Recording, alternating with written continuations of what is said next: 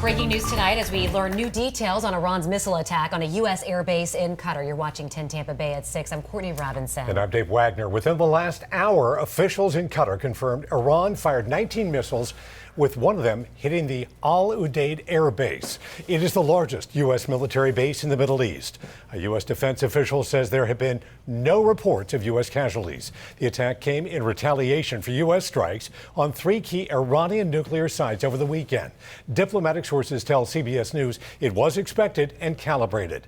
Members of Congress are set to be briefed tomorrow on the situation. And when we look at the region, the U.S. has about 45,000 military personnel and numerous air bases, with Al Udeid in Qatar being the largest. It also serves as the forward headquarters for United States CENTCOM Command. In a story you'll only see on 10 Tampa Bay, just before 1 this afternoon, prior to the attack, I spoke with former CENTCOM Commander, retired General McKenzie. We spoke about the importance of the manpower and air power there.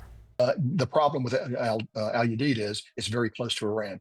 And so that means very short warning time should the Iranians decide to attack. Now, we know that, and so we have procedures in place to minimize the effects of that. Again, we're not going to be able to completely obviate those effects, but what we can do is make it harder for the Iranians to achieve a significant success when they attack. And I'm sure CENTCOM is working very hard to do that right now. He says when it comes to the safety of forces in the region, there are things that were already in motion, likely before this attack, to protect our service members, embassies, and American citizens if Iran were to escalate. The Central Command Commander, General Kenneth F, is taking very aggressive steps to protect the force. And there are a lot of things we can do to do that. I'm not saying people aren't going to be hurt, but we're going to go to everything we can do to minimize that. We move people around, we move things around, we get them into bunkers. We have good early warning of what the Iranians are going to do.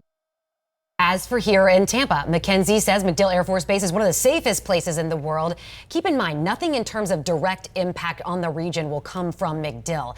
He says you likely won't notice any difference of inactivity around MacDill Air Force Base either. All this comes as hundreds of Americans who evacuated from Israel are in Cyprus awaiting a flight to Tampa. The local nonprofit that organized the flights calls this a successful operation, but with major challenges.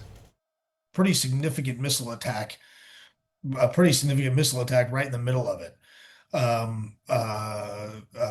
The large attack in response to the U.S. attack on the Iranian nuclear facilities, their response happened right in the middle of the operation.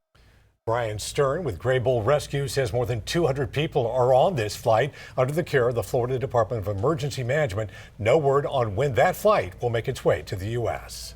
We're going to stay on top of developments out of the Middle East. We'll stream any updates or news conferences on 10 Tampa Bay Plus. You can download it for free on your TV.